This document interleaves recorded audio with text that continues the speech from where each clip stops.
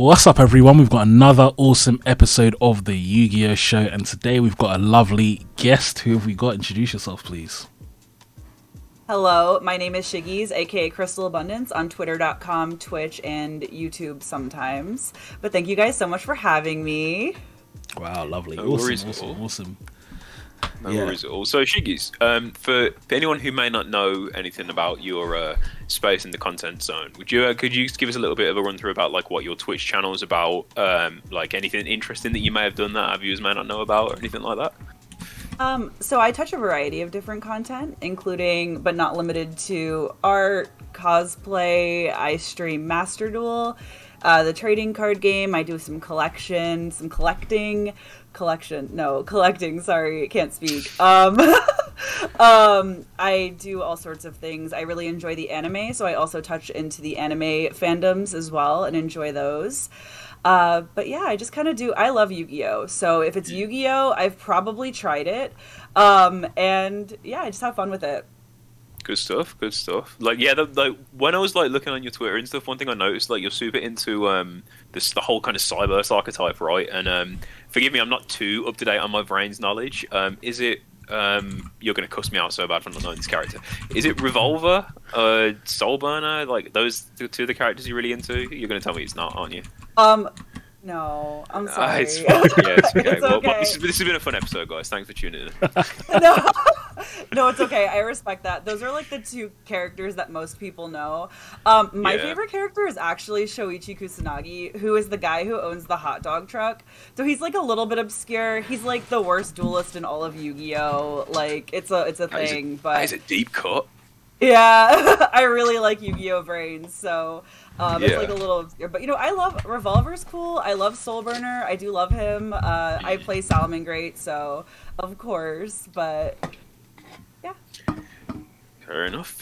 So, Awesome. in terms of like your actual like playing of like Yu-Gi-Oh, like how did that all kind of get started? Because like you said, it's been something that's been part of your life for ages. Was it just a case of like kind of getting into it with everyone else? You know, playing with structured decks and stuff as a kid, or was there like a mad origin story that I might not have thought of? Okay, so my Yu-Gi-Oh journey has been unique for sure. I started playing Yu-Gi-Oh in 2002 when everybody else started playing Yu-Gi-Oh, except I kept my structure deck in a little Ziploc bag with a rubber band around it, and I would like carry it in my like little lunchbox, and my mom hated it. She hated it. She was like, "You're not bringing those Yu-Gi-Oh cards to school." So like I never had anyone to play with besides my little brother, and he didn't know what he was doing either. So I would always like, between you guys and me, I would lie and like cheat to win when I was like 10. And then I definitely took a break because in middle school I was like, yeah, I'm too cool for Yu-Gi-Oh, whatever. And back at the end of high school, I decided to join again. And that was a really interesting time. It was when I went to my first regional. My regionals are in Philadelphia, so those are really intense regionals. And I would just go with my little Omni Hero deck. I had like no money, no experience, but I would go to the events dressed in full Judai cosplay, or Jaden, if you guys are familiar with the dub. And I would play my little Omni Hero deck, and I would get my butt beat, and I would go home, and I would have a huge smile on my face. I loved it. I had such a good time. And then, yeah, and then in 2012, I went through my I'm too cool for Yu-Gi-Oh era again. It's a pattern, as you can see, and I was like, I want to join Greek life, and I want to do like traditional college girl things, and so I put Yu-Gi-Oh on the back burner, and in 2020, it came back, it bit me all over again. One of my friends from college was just like, hey, did you know that Crystal Bond got reprinted and Crystal Beasts have new support? And I'm like, yeah, that's whatever, I'm never playing Yu-Gi-Oh again, I've already told you, and here we are. So it's been an adventure, and I'm happy to be here again. It's a huge part of my life once again, and I just keep coming back. So that's dope. To be fair, like I love the fact that like it feels like everyone I've spoke to has this kind of thing with Yu-Gi-Oh where they're like, oh, yeah. And then they're like, oh, I'm too cool for it, and then 100%. like. Did you ever go through that, Fabz? Because I know you've been playing for a lot longer than me. So funnily enough, I was the reverse. I started off thinking, oh, Yu-Gi-Oh, just like that kind of nerdy thing, whatever. So like when I was in secondary school, I didn't play Yu-Gi-Oh at all. Like all my friends played it, I don't know what else. I was playing Mario Kart and all these things, and then I got to sixth form, and one of my close mates was like, "Oh, so I really like board games." And one of my close mates introduced us all to board games. And then through that, I was like, oh, this is another game. Why don't we just try Yu-Gi-Oh? And then that's how I got into it. So by the time I really got into Yu-Gi-Oh, I was already like an adult. So I never had... Oh, okay. So it's kind of the reverse. But I actually had a question, which I think is really interesting about you, Shiggy, which is that... Correct me if I'm wrong, but I'd say you're much more of a Twitch person than you are a YouTube person now, aren't you? Yeah, so I started with YouTube because I thought that's where everybody was doing. And I never really thought, I mean, to be fair, if you told me 5 years ago that I was going to be doing YouTube and Twitch and all this film stuff, I would have laughed at you. I wouldn't even go on camera. Wouldn't even let like my partner film me for like a joke because I just was so shy and insecure. And then like, I don't know what happened. One day I was like, I'm going to be a Twitch streamer. And everyone was like, okay. So here we are. Yeah, so in terms of that journey, in terms of becoming a Twitch person, I suppose, what do you think made you make that decision? Because I feel like it's a pretty big step, even it's completely different kinds of content creation, or at least you can tell me if it is. I feel like it must be. Yeah, for sure. So I made my twitter.com, kind of going back, starting from the very beginning. I made my twitter.com account during the pandemic. I was really lonely. We were all trapped inside. I had nothing to do. And I just wanted to talk about shiny cardboard with people. That's all I wanted to do. So I made my twitter.com account and I followed some people that I thought were cool. Obviously, all of the traditional accounts like Team APS and DZeef. But then there were also some smaller creators that I followed as well. I don't know if you guys are familiar with the creator Tracy Cakes. She's more of a Digimon personality now, but she started in Yu-Gi-Oh! And I'm familiar with the name, yeah. Yeah, and she is amazing. She literally changed my life, and I don't know if she knows this, but she's really truly incredible. And I saw her making YouTube videos, I saw her making content, and I saw her doing Twitch streaming. And honestly, I saw her do it and I was like, I can do that too. If she can do it, I can do it. And that's awesome. And so I did it because I wanted to be like her. She was really someone that I idolized, someone I still have so much respect for. She's a good friend of mine. I've met her in person. We've hung out before. And she's truly incredible. And it was back when I was playing Yu-Gi-Oh! In 2012. I don't want to say that there were no women playing, because there were. I mean, there's always been women playing Yu-Gi-Oh! But there weren't nearly as many people in the, content creator space as there were back then. And to see like women thriving, it's been really amazing and really inspired me to start my own journey. So yeah, shout out to Tracy Cakes. If you like Digimon, follow her, because she's like an incredible Digimon player. So then follow up from that, I'd say I would have two questions, which the first one would be, actually I'll ask the first one first, which is, let's say, what is the thing you like most about being a Twitch person as opposed to a YouTube person, and what's the thing you like least? And then secondly, I think, what's the thing you like most about being a woman in the Yu-Gi-Oh! Space, and the thing you like least about being a woman in the Yu-Gi-Oh! Space? So those would be my two follow-up questions. Okay. Yeah, for sure. So what I love most about Twitch is that I can just be really insane and people are just cool with that. Like, I feel like I'm just a really wild person and I have a wild personality, and it really allows me to be who I am. And that's so cheesy. You probably hear that all the time, where it's like, I'm just being myself. But I'm like really weird. So people just eat it up. They love it. And it's really nice. And I feel like, this is going to sound super parasocial, but I love being able to talk to people, interact. We have viewer duels. I love dueling people. It teaches me a lot about the game. I've learned so much from the people that I've dueled. We've had some of the craziest moments on stream where like silly things happen. Like someone literally chain rolled me like in 2023. It was insane. And that never have happened to me before. But it was fun and it's good content. Everyone was like screaming in chat. It's so fun. Yeah. Going wild, yeah. What I like least about Twitch, and I don't know if this is necessarily Twitch's fault or anything, but so I work a full-time job. So doing that and working 8, 9, 10 hours a day, sometimes through weekends, and then wanting to stream but not having the emotional, mental, or physical energy to do so is just so horrible. I feel the same way about YouTube too, where I just like don't have the time and the energy and the motivation and the bandwidth to be able to actually do what I want to do. But and I'd say, I was gonna say with the Twitch one especially, I feel like with YouTube you can kind of take a break and get away with it. I feel like sometimes where it's like it's not noticeable. With Twitch, almost every at least semi-successful Twitch person I see, it's like, it feels like you have to be on it. There's no such like, I just don't turn up. It's like, this is my schedule. If you don't turn up, then it's You're curtains. so right. Yeah. Yeah. You're See, so right. I was thinking it was kind of like, because I've never done Twitch streaming, like, but obviously I'm like, familiar with the sphere and stuff like that. I would have thought like it would have been if people had preferred Twitch over YouTube, I would have thought they would have preferred it because it's like with YouTube you have to record the video, edit the video, what have you. Whereas Twitch, it's like this is something Eva was saying when she was on the show. It was like with Twitch you can just kind of like turn up and go and like just do your thing, and if there's any errors, like that's it. And it like, but I suppose everyone looks at it differently, right? Yeah, for sure. No, that makes so much sense. And like people who do YouTube, I have so much respect for them.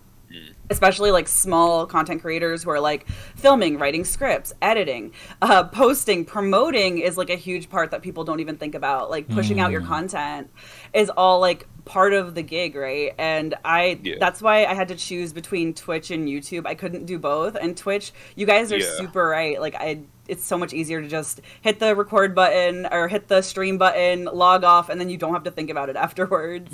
Yeah, but like as well, like I think it's unfair to say that Twitch is just that, right? Because I think people do have that kind of misconception that on Twitch it's just, I just turn up, like hit record, do my thing, and then go. Because obviously there's so many different levels of pressure to it, right? Like I imagine. Oh my god, yeah. I'm sure even little things like your background has to be like, if you guys could see my room, it'll be havoc. But even something like that, like on Twitch, it's like if you're on Twitch, you can't get away with it. I'm sure like everything has to be prim and proper. Like you need to be ready as soon as you kind of as soon as you sort of hit record. Yeah, I do feel like though it's rare to find people who really like doing both. Like it seems like from at least creators that I've spoken to anyway, people tend to capitalize on one or the other, and then the other one kind of goes on like a little bit, like not like as like an add-on, because that seems like a bit unfair to say, but like just something else extra, like a little bit of a side salad, shall we say?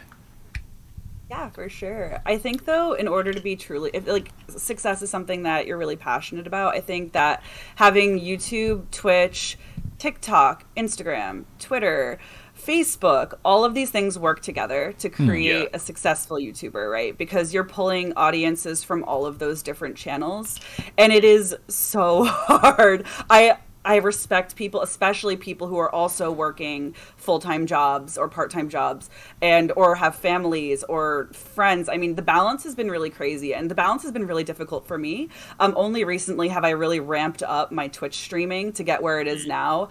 Before I would be like, oh, I'll stream once a week if I'm lucky. And most of the time it'd be for like an hour, 2 hours. But like now I'm really trying to take it a little more seriously, and not because for any other reason that I really love doing it, but yeah, I have a lot of respect for content creators, especially those like even in school, people in school, you got to do your schoolwork, you got to work your job, and then go do YouTube. Like it's crazy. Yeah, definitely. I think even like, though it's funny because while I agree with you, to an extent, but then I also think I wasted so much time when I was still studying. Like I had so much free time and I just spent it all like sleeping and just, I don't know. Like I just think of like, it's like I had like maybe in final year of uni I had like maybe 4 or 5 hours of lectures a week, and I don't know where all that time went. Like I'd like wake up at like 2 p.m, go to a lecture, come home, go back to bed, go out clubbing. This seems to be like a recurring thing from everyone I spoke to who's been uni. Yeah. What, that that we wasted all of our time? Yep, 100% true. Yeah, she just weren't fixing. Yeah, I was a bad student. No, maybe I'm different, but yeah, I had so much free time there. But going back to Fab's second part of the question, Shiggies, what is what was the question? Sorry. So your favorite thing about being a woman in the creator sphere, and your least favorite thing about being a woman in the creator sphere. This is a really interesting question, and I'm not really sure how to answer. I mean, what I love about, being a woman is, I don't know, I like being girly. I mean, not that that's exclusive to being a woman, but I don't know. I'm sorry, I'm not sure. I don't know. I like playing dress up and doing traditionally feminine things. And I can really put that into my Yu-Gi-Oh! I have like a sparkly pink deck box. Not that only women can have it. If non-binary people or men want to have sparkly pink deck boxes, I respect that. But you know, being able to embrace a more feminine side and also like play Yu-Gi-Oh! Not that those are mutually exclusive, but you know, I guess that's kind of cool. And I love meeting other women and making friends that are women and sharing our experiences, whether they're good or bad, and just having that kinship is really cool. So that's been really great. The bad things about being a woman, I mean, I could go on for a while. I feel like that's like such a mad question to ask. See, I was smart when I asked it because I could already guess like 10 of them. So yeah, it was just yeah, like some of the stuff like Eva was saying, like that she'd had to deal with as well. Like I can only imagine. Yeah. I can't imagine what. I imagine it must be like unfortunately, must be kind of like a similar thing, like for any female creator, right? Yeah, for sure. And you know, I have a lot of respect for Eva. She's an incredible person and a good beloved friend of mine. But shout out Eva. Shout out Eva. I love you. Yeah, if you're watching Sorry, this. Jimothy, have you joined us? Can you hear me, bro? Man, Yeah, like we can Jimmy. hear you loud and clear, bro. We can hear you loud and clear. Man like Jimmy. Yeah. So a little bit of context for all our viewers as to why Jimothy's turned up late. I got my time zones wrong, and Shiggy's was ready an hour. What I perceived to be an hour early turned out actually we were already half an hour late. So Fabz and Jimothy were at locals. Luckily, I wasn't. Oh, that's a good excuse. We were rattling people at locals, man. We took everyone's names. So it wasn't taking names and whatnot. Yeah, it wasn't fair. But Jimothy, this is Shiggy's, this is Jimothy. Hi, nice to meet you. Jimothy has his own channel. Just wondering, Jimothy, is your camera off intentionally right now? I can't tell. No. I keep leaving OBS open and it just OBS flashes. just Give me takes one a- second. Let me just leave and come back. We'll let it crack on. We'll let it crack on. Give me one sec. So yeah, sorry, Shiggies, you were saying. Oh, no worries. Yeah, so I mean, right, there are some. I don't know how much detail we want to go into on this podcast. As much as you feel about comfortable As talking about. much as possible. Yeah. And I will It's just such say, a different side to that coin, Fabs. yeah, and there have been a lot of challenges for sure. Yeah. And it's been a challenging process. It was challenging 10 years ago. It's challenging now. Different challenges. I will say I do think that they have made me a stronger person. They've given me compassion. They've given me a way to deal with things that maybe make me uncomfortable in a way that maybe is a little bit better than I was able to do that before I've had this experience. So that's really cool. And honestly, if I don't treat it as a learning experience, if I don't treat it in a positive way, then I'm going to be really sad about it. Yeah. So that's kind of how I'm trying to get through it. But yeah, I think that overall the experience has been positive, right? I have a lot of friends. I've had a lot of incredible opportunities. I mean, even this is an incredible opportunity. Like, thank you guys so much for having me on. I appreciate. I'm so nervous if it's not on. I'm a nervous person, but it's really awesome to just even be here. Speaking about things that would have made you nervous, for those who don't know, Shiggy's was invited by Konami to the Master Duel Invitational. Oh, yeah. And, correct me if I'm wrong, Shiggy's, you were the only person in the winning team to go 3-0 undefeated, is that right? Yeah, I guess you could say that. You could say that we actually have, like, a Master Duel world champion in us. Oh god, don't say that. So, like, talk to us a little bit about that experience. Oh gosh, that was crazy. That was like an insane experience. I don't know what happened. Literally, someone from an organization messaged me and they were like, "Hey, do you want to do this thing?" And I'm like, "Of course I want to do this thing. I just love doing. I'll take any opportunity, right? Because I think it's all a learning process. It's all part of the journey." Yeah. And it just kind of like ended up being one of the most incredible things. They asked me if I wanted to do the Master Duel Invitational because I loved Master Duel, and I was like, "Of course." And so I got to choose my deck that I played, and I got to play one of my favorite decks, which is Math Mech. I absolutely love Math Mech.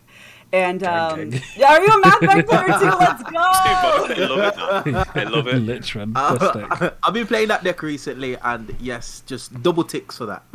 Oh my god, do you love it? I love the deck. I do love it. Yes, let's go. That's why he was playing at locals today. He won locals with it last week. This week again, he rattled everyone with it. Yeah. Yes, that's awesome. I actually love to hear that. Yeah, definitely. But yeah, sorry, Shiggies, carry on.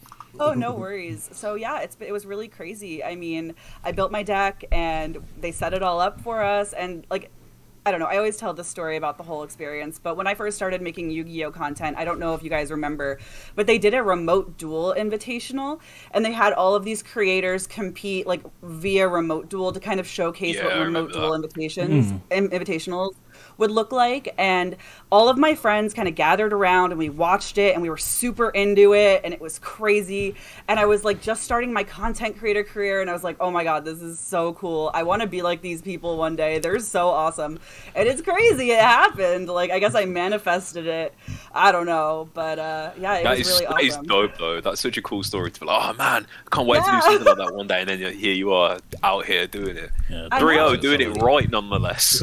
I know. I mean, in all fairness, my opponent was playing Joey Wheeler coin flip, and I respect him. I think it's very bold to bring that to a competitive Master Duel tournament. But that's okay. I wanted to ask, sorry, Dan.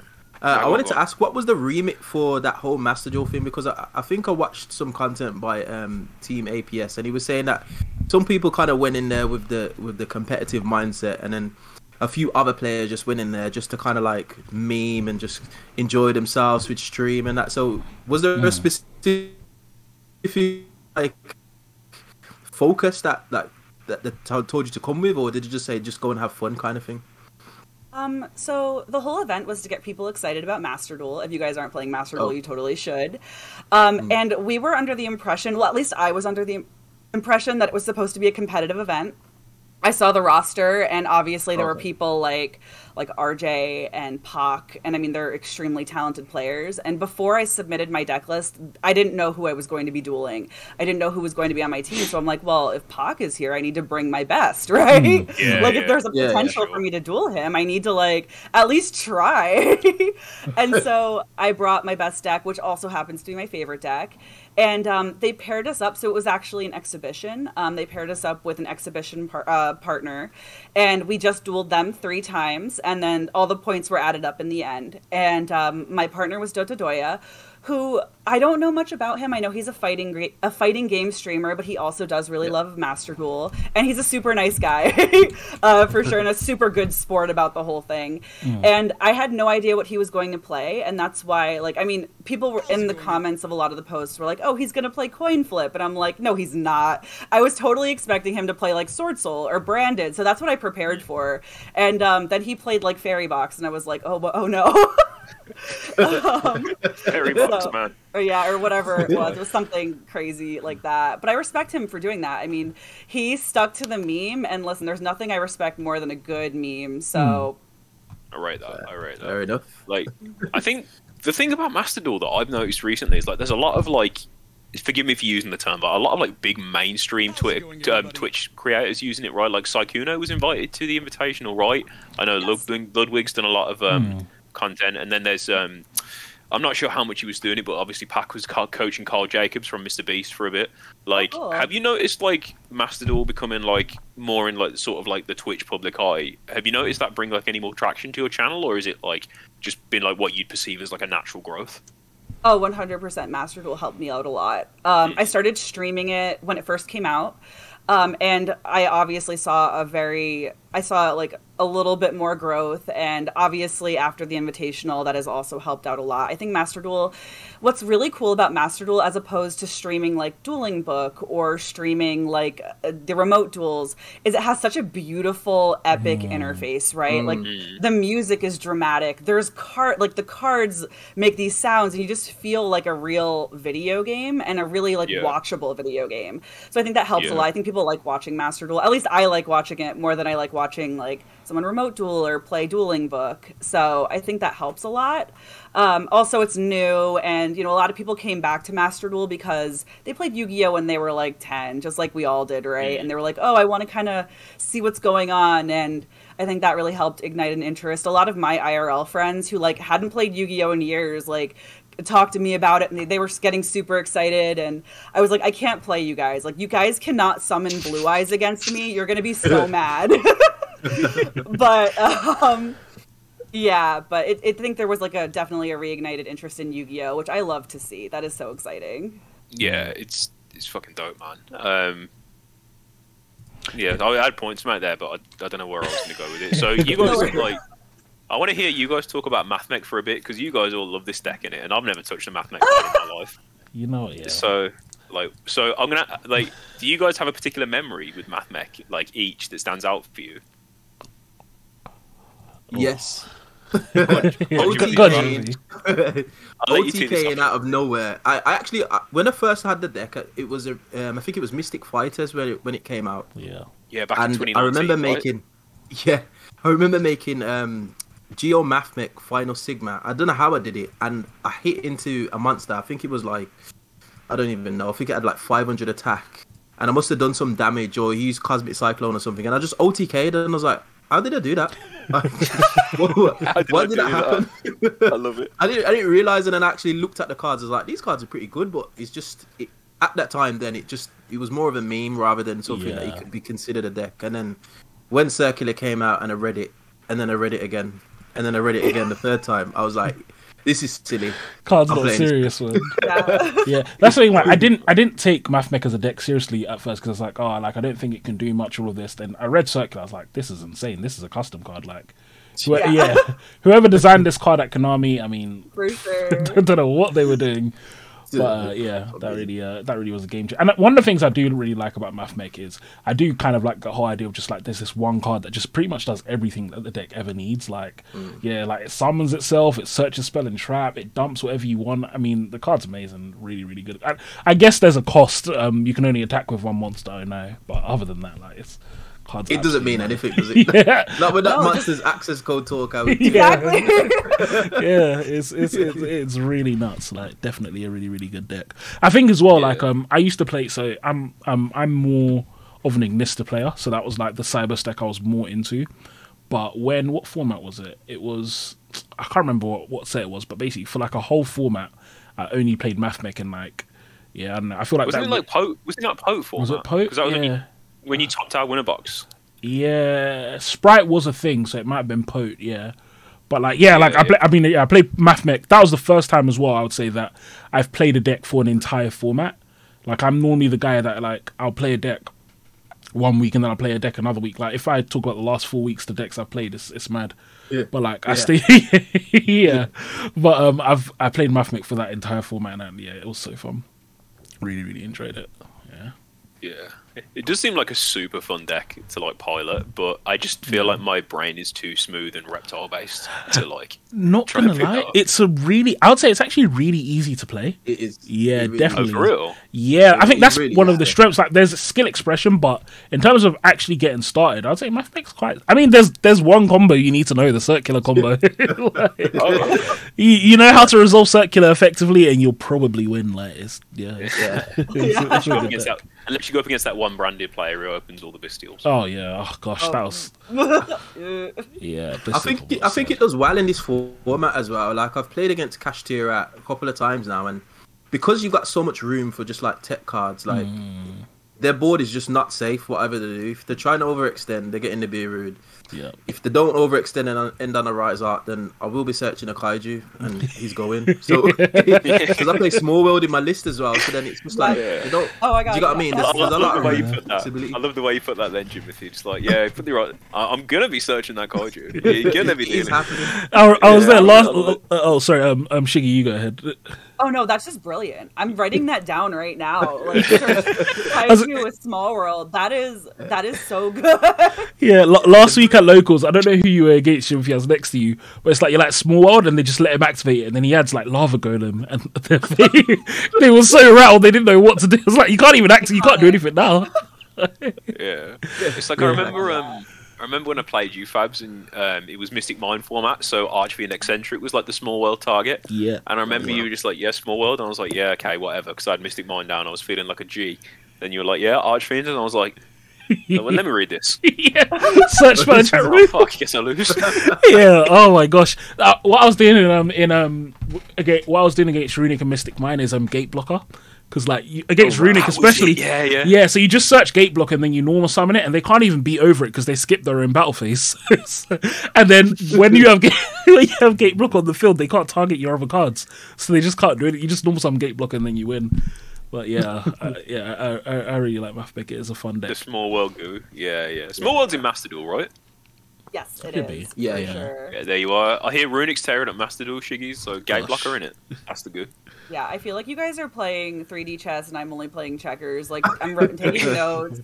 Like, using Small World to search out hand traps. Like, I usually use them to bridge. Because, like, Yeah. I use Small World to get circular. That's where my brain goes. I'm like, I need circular in my hand Yeah. at all times. Otherwise, I'm going to have a meltdown. No, I'm kidding. But, yeah, so maybe that's like, really solid. Yeah, No. I before MathMech, I hadn't really experimented with Small World, and then I realized I could search Gamma Seal because I play Parallel Exceed. So Oh, like it's any, late, innit? yeah, it's level 8, and I was just like, this is actually crazy. Like, Yeah. Oh, that's I feel so like- crazy. I feel like Cyburst decks in particular, like, I've never seen Small World in a deck that isn't Cyburst. Yeah, I mean, there's one other deck that we love. It's DDD. DDD is quite. Oh, of course. Yeah, It's quite scary in that, but yeah, it works. The reason why it works so well in the Cyberst decks is because most of the Cyberst decks are different flavor of one card combo to access code, and so it's like you can afford. It's the same reason why you can afford to play Silent Mining, because the decks are all so efficient that it's like, I'll throw 2 cards to get my 1 card that pluses me like 5. So yeah, it ends up being really effective. But yeah, definitely, it'll be So, like, interesting to see if moving forward if people still play it though. In this one, we'll see. Definitely. So, like, speaking of Cyburst, Shiggies, like, you detailed to us before, that's like I don't want to say archetype because that doesn't seem like the right phrase, but like a subsection of monsters or like archetypes, shall we say, that like you said you really have like an affinity for. Like, how did that start? Like, talk us through your love affair with Cyburst. Oh my god. Okay, so I loved Yu-Gi-Oh! GX.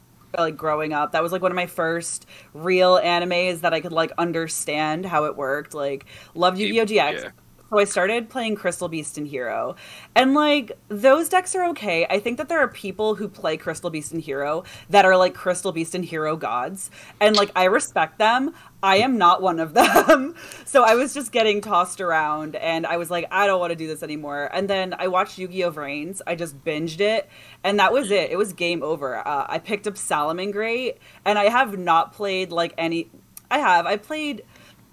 I've played Trap Tricks, okay, just recently, but I haven't really played anything besides Cybers. So I don't even know where my hero deck is, which is really bad. It's been years. But and I love the idea. I like comboing, right? I like going through the motions. There's something really satisfying to me playing a monster, having an effect resolve, and then getting another monster, and then that has an effect that does something else. And then there's also something really meaningful to me about like making Unga Bunga monster that is massive and also can't be responded to and also like can remove the entire field like no problem. I love that too. So yeah, it's fun. I can't lie, Shiggy. It sounds like you want to play Ignister as well. That's what it sounds like. I do play Ignister and I love it very much. I was going to say, it sounds like, from that description, it sounds like Ignister is like the deck that was made for you, innit? I love Ignister, and I played a really degenerate Mystic Mine build when that was legal. Yes. And yeah, it was really fun. Yeah, best way ever. Yeah, it was pretty toxic. I wasn't very good at it, but like in theory, if I was good at Yu-Gi-Oh, it would have been toxic. So, yeah, I love Ignister, and I also play Salamangreat as well. And I've played variations of Salamangreat. Like I've played Brave Salamangreat in Master Duel. I loved that. That was really fun. Played Pure Salamangreat, Code Talker Salamangreat, Heat Soul Control. Heat Soul is such a good card. It's crazy. So, yeah. Yeah. Speaking of which, didn't what's it? Brave just top in Peru? In Lima. Top 4, Brave Salamangreat, YCS Lima. Yeah, that was Was it crazy. Lima? Yeah, it was Lima. Top 4, I think. That's crazy. Really nuts. Brave was putting in work that event, man. Adventurous Sprite won the fucking thing. Yeah. Interesting. Yeah, Wow. Yeah, I think a big part of it was just kind of like someone who was saying it. Joshua Schmidt, I think, on the stream was saying how it's like, it's just in the format where hand traps. If you have hand traps plus Brave after Kashtira's like done all their shenanigans, a lot of times you can just push through, and then you also have the advantage of like, because people aren't playing as many hand traps or playing board breakers, but then other people don't have like hard negates. When you have that Wandering Griffin Rider to back up your board, it's just quite hard to deal with, and then no one's playing Dark Ruler as well, so it's like. Yeah, how do you extract? They got Elf, they got Red, they got Toad, they got thing. They ain't got Elf anymore. Options. Oh yeah, they ain't got Elf. Sorry, Elf isn't even the wrong one. I'm saying they got Carrot, Carrot and Red, right? Those are the names. Yeah, they got Carrot and Carrot Red. and Red. Yeah. Just loads and loads of options. Yeah, definitely. Like, I think feel like we're gonna Brave. start. Oh, go on. No, go on. No, go on. I was just gonna say, I think we're probably gonna see a little bit more Sprite now that it's topped. It's like, it didn't really go anywhere, but like now that it's back in the spotlight, I feel like people are gonna start picking it up again. 100%. Expect to see it at your locals. Which I'm okay Sprite with. Sprite reminds me of BA, man. Really? Does anyone? Yeah, I don't know. Does anyone else get that? Like, instead of like level 3, it's level 2, and like they don't have a Dante, so they're not as cool. But yeah, I just feel like it's going to be a deck that's going to be around forever. I think it will be around for a long time. I think part of it as well is like it is actually a very like versatile deck, and decks like that tend to do well. That's kind of quite part of, I don't know why I've got so many tongue twisters today. That's part of what makes it succeed so effectively. Like, you can play a bunch of techs in it. You can pretty much summon any level 2 you want. I mean, it's a and really, then Mannequin really Cat as well. Yeah, Mannequin Cat's nuts as well. Even before, when they were doing that whole Tetsudo thing, that was I hated that. Just so frustrating. They can Tetsudo you, they can Ibli you. I mean, very, very, very good deck. Yeah. Yeah. But, Sprite's tearing it up in Master Duel right now, yeah? Yeah, Sprite Live Twin is really good, which is fascinating because all of the Live Twins are level 2. And then Sprite Runic is like the top deck, and that deck is a nightmare. It's not fun to play against. What's your opinion on Runic as in general as a deck? What do you think about it? I think Runic on its own is fine. I don't have a lot of experience playing against Runic. I played during POT format, and my friend, we were playing Kitchen Table Yu-Gi-Oh! And he activates, I guess Reasoning was played in that deck. And I think, I don't remember which Cyber Dragon he was playing, but Cyber Valley. And I think it's a level 1, right? So I claim level 1. And he ends up decking himself out right after he plays Mystic Mine on me, so I didn't feel bad for him at all. But that's the only time I've ever played against Runic outside of Master Duel, and it's pretty I can tough. see why you wouldn't be concerned about Runic. Yeah, exactly. It's always interesting because like one of my close mates, he plays almost exclusively Master Duel, whereas I, for example, would play almost exclusively TCG. So it's always interesting because I'll be complaining about decks and then he hasn't seen them yet, and then like 6 months, he's like, oh my gosh, I hate this deck. So he absolutely hates Runic. He's had enough. Yeah, he's had enough. But yeah, even me, I can't like that deck tilts me. Recently in Dueling Book, everyone and their mother is playing Runic or Naturia Runic, and it's just like, I'm so tired. It's not going to be happening anymore, Fabz. Dueling Book's in the mud. Yeah, Dueling Book's been I don't know. As of right now. It's been getting destroyed for some reason. Don't know what's going on. They need to fix up their servers. There's rumours that there's a cease and desist, but I don't know how true that is. That's possible. We must state that these are allegations for legal purposes. Usually they put the claim up, don't they? Or do you think it would just be a case of they would... Because like when it was last time, they put the claim on the page.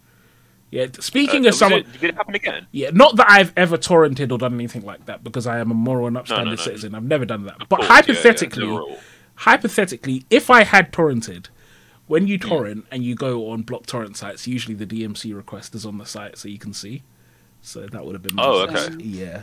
I understand. Yeah. I mean, I consume all my media legally and use the money that I earn from my job, which I pay taxes for. Yeah. So I wouldn't be able to comment on torrents. Yeah. A1 citizens, that's here. Interesting. That's interesting. That's interesting.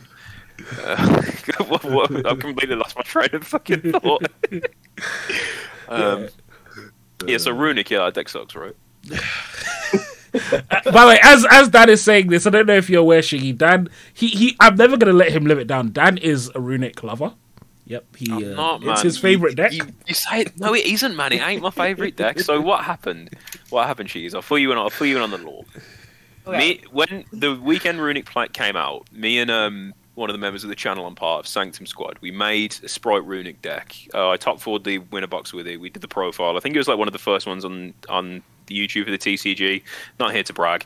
Then I top 8 at a regional with pure Runic, just like playing Mystic Mine Turbo and that. And like ever since that, I've just been known by Fabz as just the person who just sits on Runics, and I don't even like Runic that much anymore.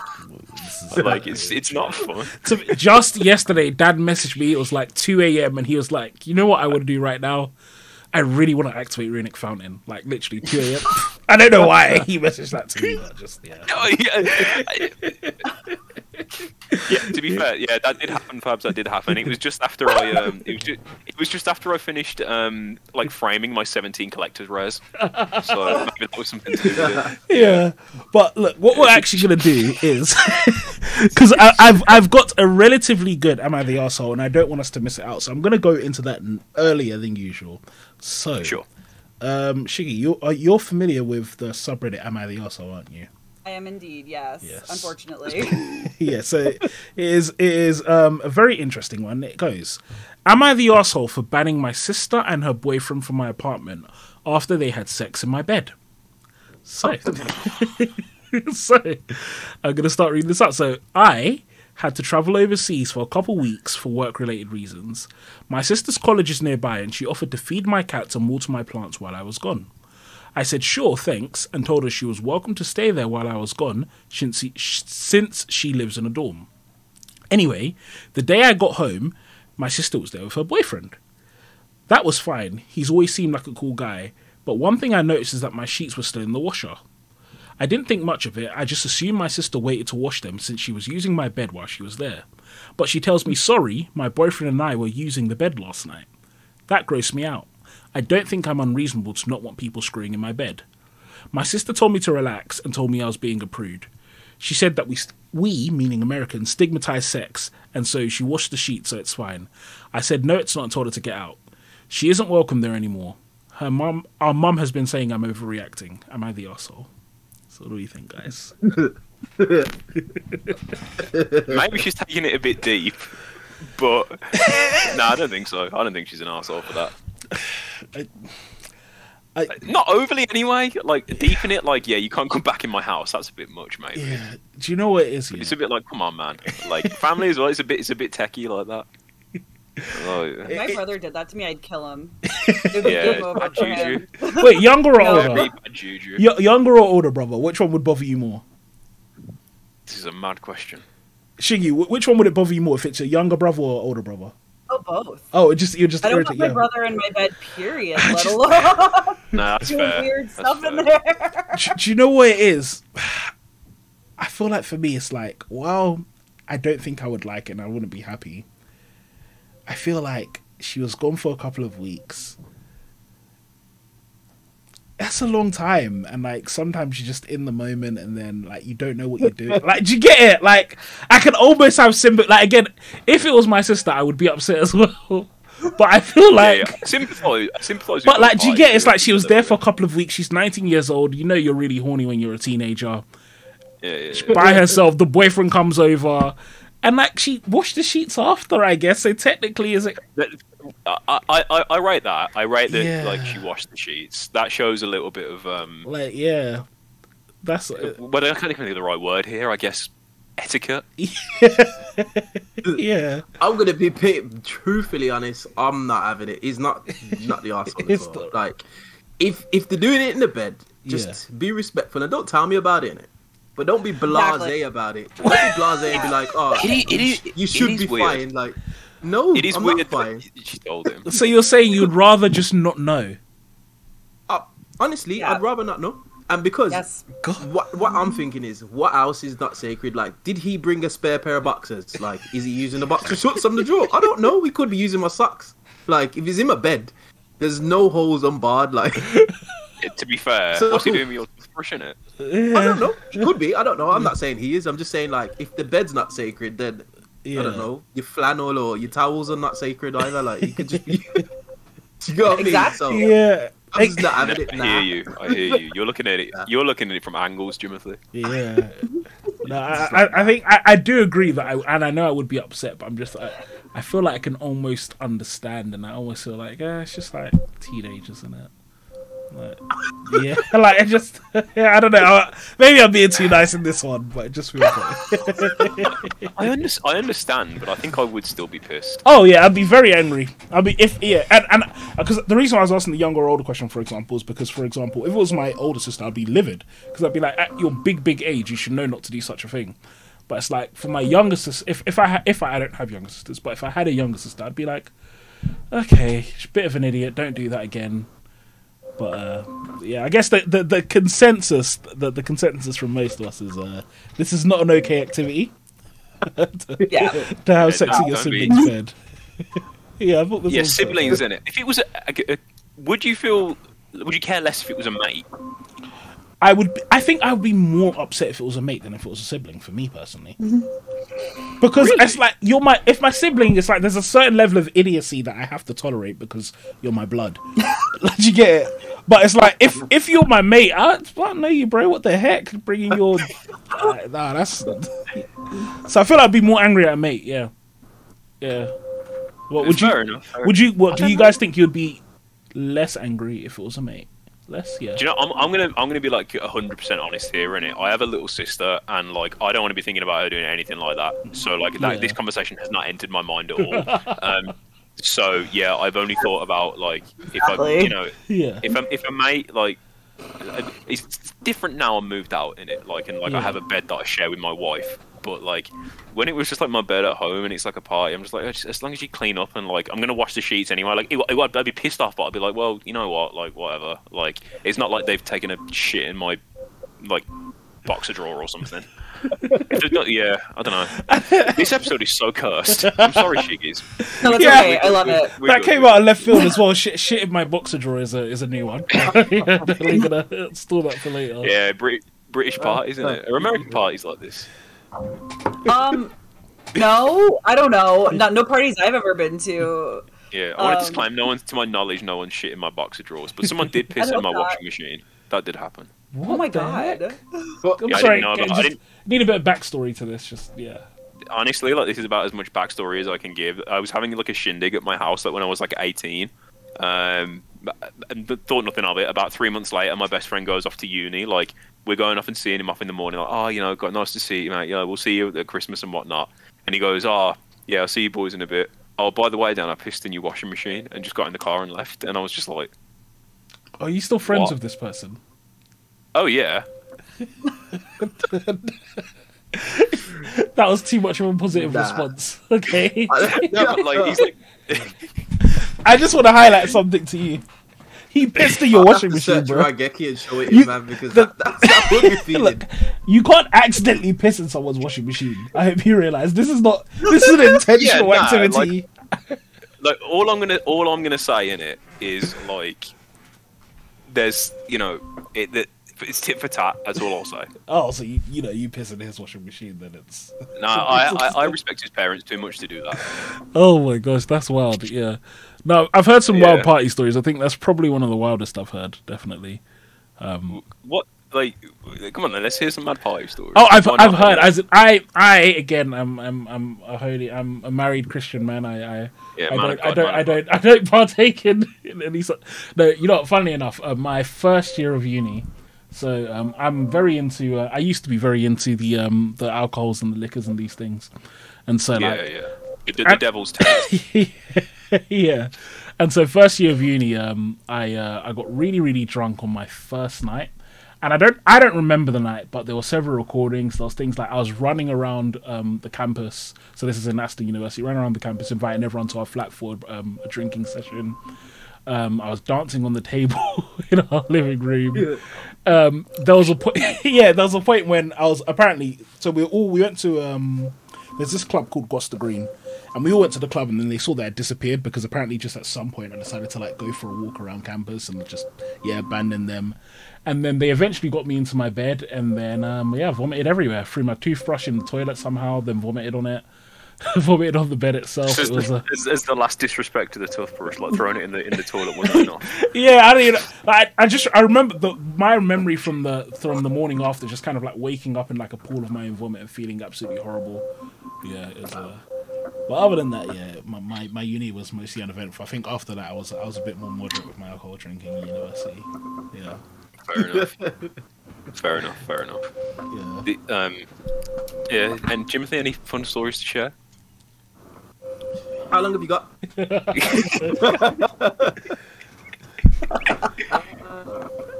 got a few. I've been there. Basically, the worst one is I had to go to a taxi rank and pay like £120 because I threw up in a taxi.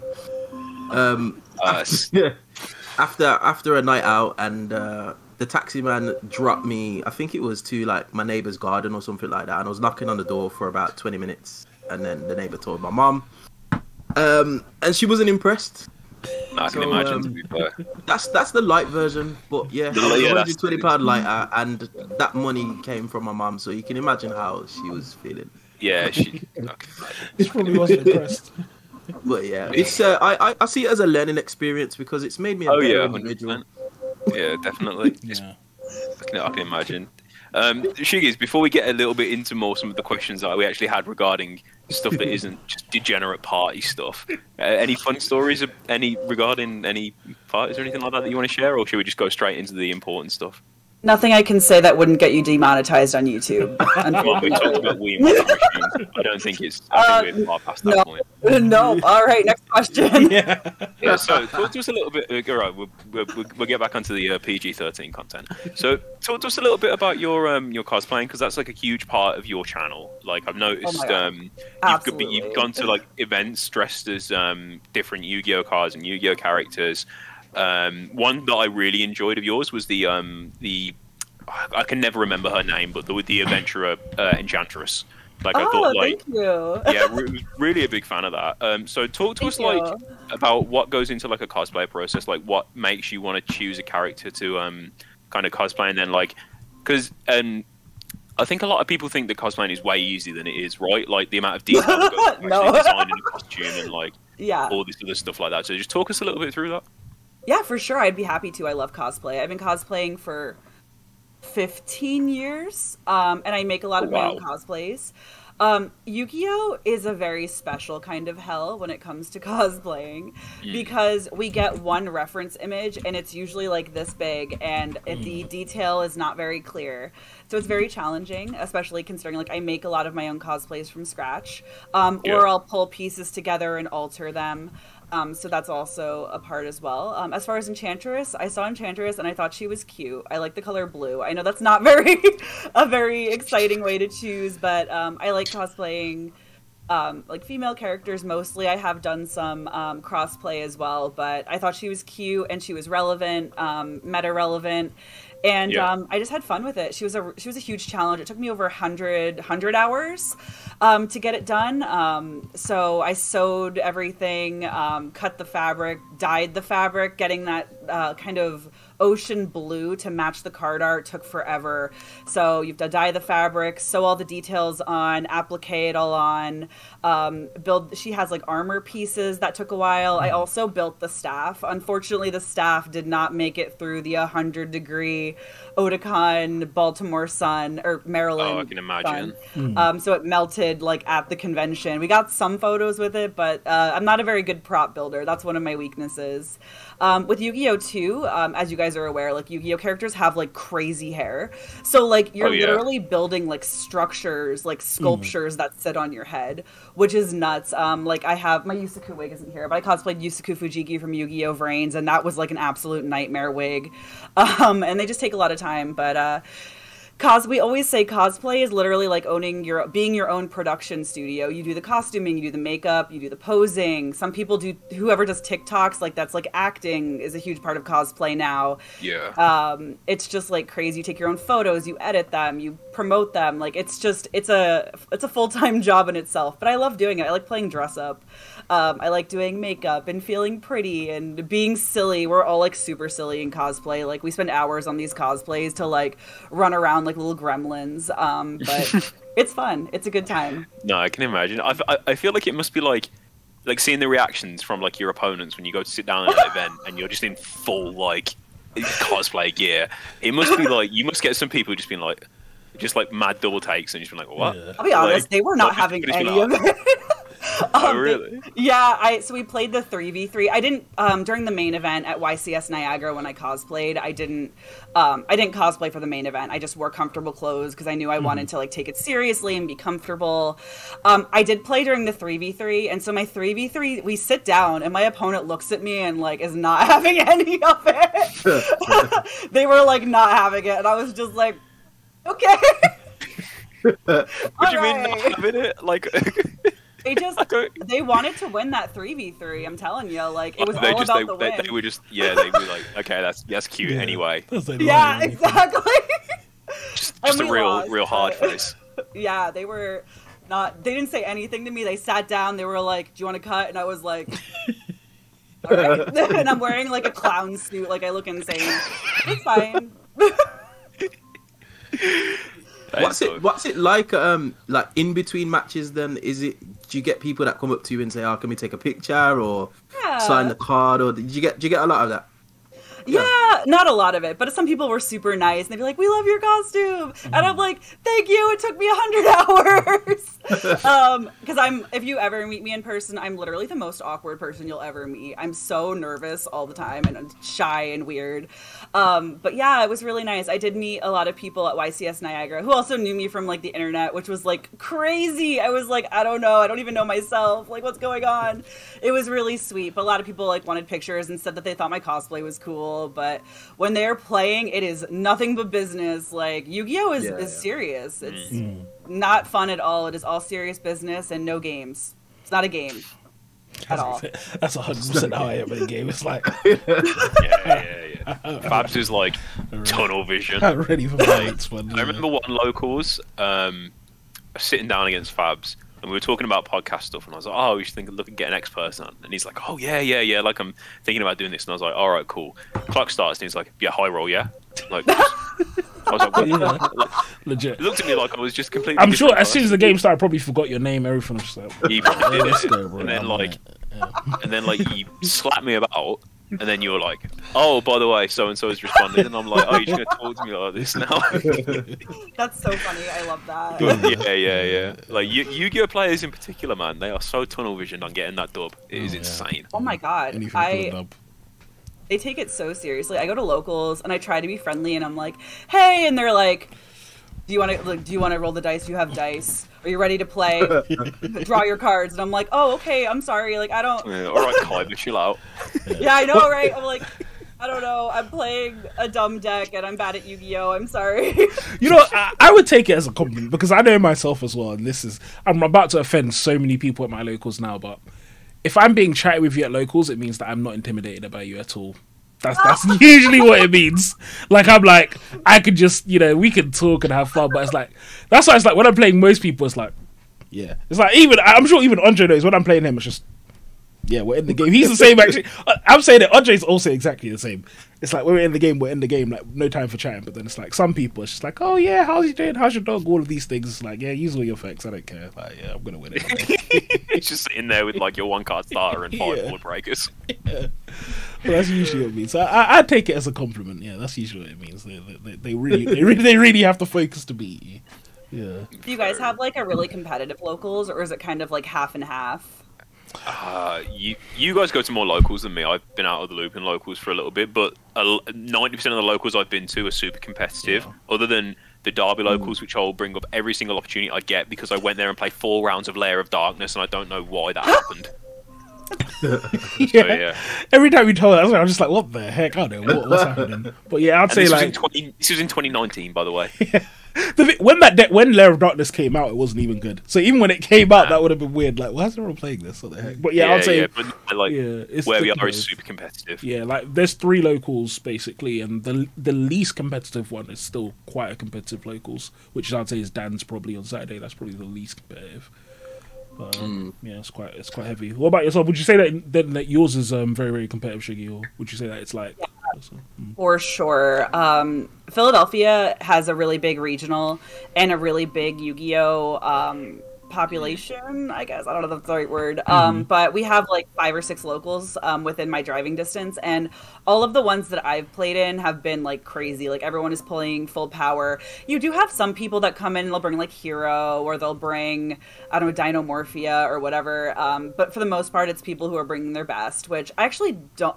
At first I minded because I wanted to play dumb decks, but I feel like I've become a better player because I have that expectation to play on a more competitive level. So like when I went to YCS Niagara, it wasn't as much of a shock to me as it would have been if I was playing like at a very casual local. Yeah.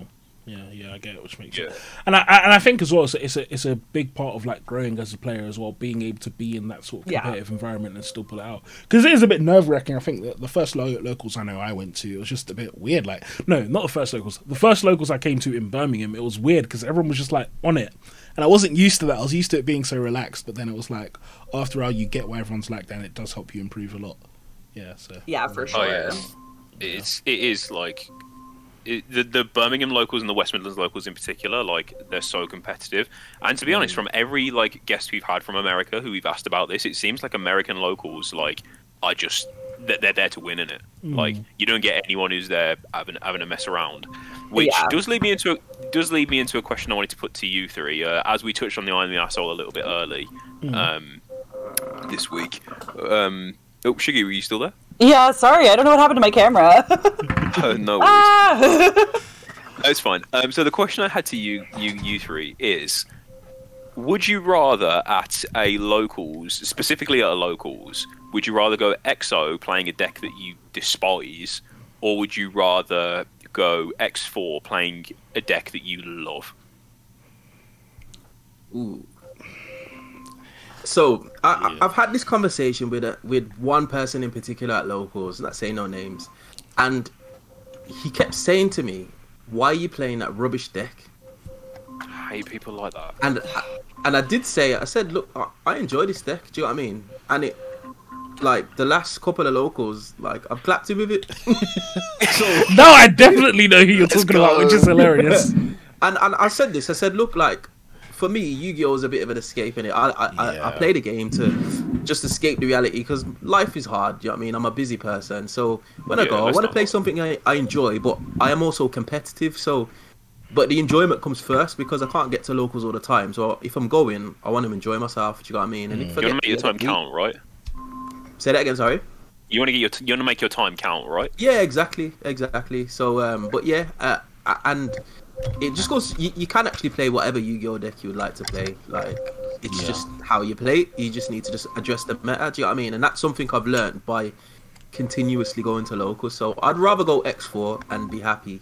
But if I'm going to a regional, then this game face like I'm. That's what I'm saying. I think that's why, like, I specifically said locals because I feel like if you're going to like a big tournament, you have to kind of if you want to do well, you're going like with this mentality. But Fabz, what about you, bro? Exactly. So it's weird, and my answer is kind of a bit of a cop out, but I would actually say that I'd rather play a deck I don't like and lose and win. Sorry, so I'd rather play a non-meta thing and win. But I understand that that's not always the case, and so I'm closer to the X4 with a deck that is a meta, and I think it's obvious from if you guys when you see me play like. I'm not to flex, but I'm not poor. I have all the meta decks. I had the meta decks last format. Sorry. Yeah, it's like it's funny because one of the things I see a lot on Zodiac is people would be like, "Oh, the only reason you don't like meta is because you can't afford it." No, it's not the case. I have tier. I had full power tier. I was gonna buy full power cash, but it's like I genuinely usually find most meta decks very, very boring. So like Evil Eye, which I've been playing a lot of, I find that so fun, and it's like. I went to locals I could have gone to locals with full power branded. I could have gone to locals with something stronger. I could have gone Drytron and FDK people, but I had loads of fun today playing Evil Eye. Last week I had loads of fun playing Trap Tricks. The week before I had loads of fun. Well, I was playing branded the week before, but it's like I like playing different decks and even though I'm a competitive player, it's like for me the fun part of being a competitive player is taking that crap deck and doing well with it. Like, like I really remember in tier format, like I remember I played, so I bought tier right at the beginning of tier format. I played 2 locals with it, I won both. And then I never went back to it again because genuinely I was just like, this is so boring. Like, I know that unless my opponent's also playing tier, he has no chance against me. I was like, this is boring. Yeah. Whereas when I'm playing the non-meta deck, I find that fun. So I get frustrated when I don't win. Even with a non-meta deck, I get really frustrated, which is why I put so much time into it. But I would still rather take that risk of not winning and play the harder game, in my opinion, of playing the non-meta deck than play the meta deck and just kind of win. Especially at locals. Yep. Yeah. Fair enough. Yeah, that answer is a little bit surprising. I thought you'd say the opposite, but when you give your reason, I'm like, I can understand why you said that. And I think it actually makes perfect. And if you see that, anyone who knows me and sees the decks I play, I feel like it's quite obvious that I'll play. I don't really play meta that often. Like it's rare because I just don't find it fun. Yeah. So what about you, Shiggies? What about you? So for me, I would rather go X. I would rather lose. We'll just say that, which is what I do regularly. For anybody watching, that's just a normal day for me at locals. No, I think for me, what the joy of Yu-Gi-Oh is picking a deck that I like, that I enjoy playing, learning that deck, learning it thoroughly, and unfortunately the formats move so quickly that it's like really hard for me, at least personally, to like pick up a deck, learn it, and then like the new format is in 3 months and I have to like start all over again. So I'd rather just like have the one deck that I know I like, I'm having fun with, and oh, maybe I lose. And for me, like, losing isn't really that big of a deal. If I learned something and my opponent was cool and we had a good time, that's all that matters. Obviously everybody has a different opinion on that, and that's totally fine. Everybody enjoys Yu-Gi-Oh for different ways. For me, it's an escape. I just like going, like what Jimothy said, I just like going. I work all day and it sucks, and I just get to go to locals and hang out with people who like Yu-Gi-Oh and are nerds, and it's fun. So for me, winning isn't that big of a deal. I mean, it's nice, I'm not gonna lie. Like, when it happens, I'm like really thrilled, but it's not really what I'm designing my whole life off of. Fortunately, when I picked up Mathmech, though, Mathmech wasn't like meta. It wasn't like Sprite and I think Tier were really hot, that format. But it was good, and you know, I brought it. I topped my first locals with Mathmech. It was like the most amazing thing that I've ever done. I love that. Yeah, so I mean, it was kind of meta. It was better than like I was playing Salmon Gray Heat Soul Control, which wasn't bad, but it was like no way on the same level as like Sword Soul. So yeah, I don't know. I just prefer to play with my silly little Cybers cards and my little math robots than pick up something. I love else. that. Yeah. I like that. That's sick. That is. Like, and I think Mathmech definitely was like probably the third most powerful deck of that format before Bestials came out. Yes, that's correct. Sorry, Fabz, what are you gonna say? I was gonna ask more about you then. What about you? 4 words, bro. I play Crystal Beast. Yeah. Full stop. I concur. Should tell you all you need to know. Yeah, I think on that amazingly powerful note, we can wrap up episode. Now, look, I don't know if this is episode 30 or not. If this is episode 30, then I think it's 29. I could. No, it's 30. It's 30. It is 30. So yeah, we're gonna wrap up episode 30 of the Yu-Gi-Oh show. Yeah, thank you so much, Shiggy, for coming on. It's been awesome having you on. Thank you. Oh my god, thank you guys for having me. You're all lovely. And you're Mathmech players. It makes you even better. Have you got any... Oh, I'll let Dan go. You can go for it. I was just going to say, before we wrap up, Shiggies, is there anyone particularly you want to shout out, or any parting words you'd want to leave our loyal subscribers with? Oh yeah, for sure. So, if you guys are interested in like Yu-Gi-Oh merch and stuff, my partner has a shop. It's called Fogel Does Art on Etsy. I don't know if I'm allowed to shout this out. I'm sorry. 100%. Yeah, plug it. But like, buy her stuff. She has like Melfi shirts and I don't know, Karibo blanket, and also like a bunch of other anime merch. But definitely buy from her. Also follow my friends Eva Lise. We all know she's amazing. Vera Sweet is amazing. Female content creator. Azara Khan, 5th rate duelist. Follow her. Show. Oh gosh, off the top of my Jay Hoju Cause is an incredible cosplayer. Follow her. Heart of the Cards 90. I always get her numbers 92. She's an amazing content creator. Yeah, they're all incredible ladies in Yu-Gi-Oh, and I love all of them literally so much. So please follow them. And otherwise, play Mathmech and watch Yu-Gi-Oh! Reigns. That's all I have to say. Loving it. All right, lovely guys. So yeah, we'll talk to you all soon. All of those details will be in the description as well. Peace, guys. All right, awesome.